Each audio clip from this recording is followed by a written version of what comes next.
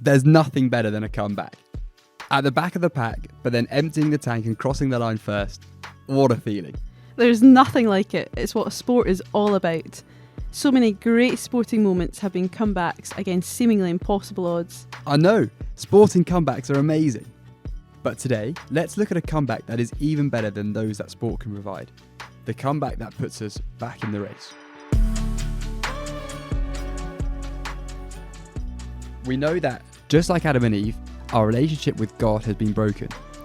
We misuse our talents for our own gain, and our relationships with others have been fractured. Yeah, and that extends to our sport too.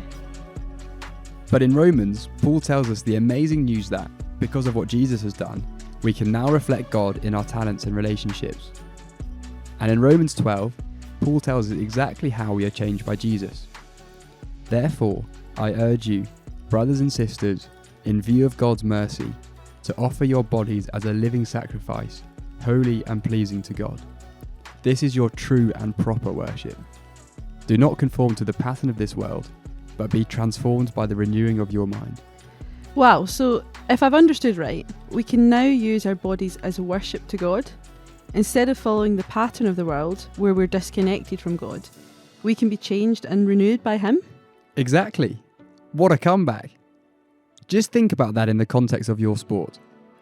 Now, with a restored relationship with God, our talents and relationships can be used and enjoyed as they were meant to be. That's amazing for sure, but it all seems a bit abstract. How does this actually apply when I'm on the track? Well, Paul goes on further in this passage. He shows us that we've been given talents by God.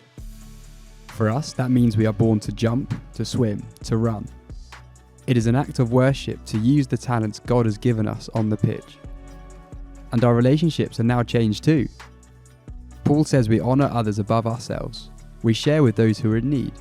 And we do this with everyone, with teammates, but also with the opposition too. Wow, that's awesome. But it's also intimidating. It doesn't sound easy to live that way in the heat of the moment. And that is why this is the greatest comeback of all time. We aren't separated from God anymore.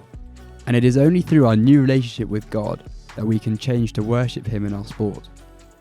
Our body can be a living sacrifice that we can use to worship Him. Your talents as a sports person can be used to represent and celebrate the God who gave them to you. And you can do it with people you love in your team and the opponent who's against you in a match. Because of Jesus, we are back in the race.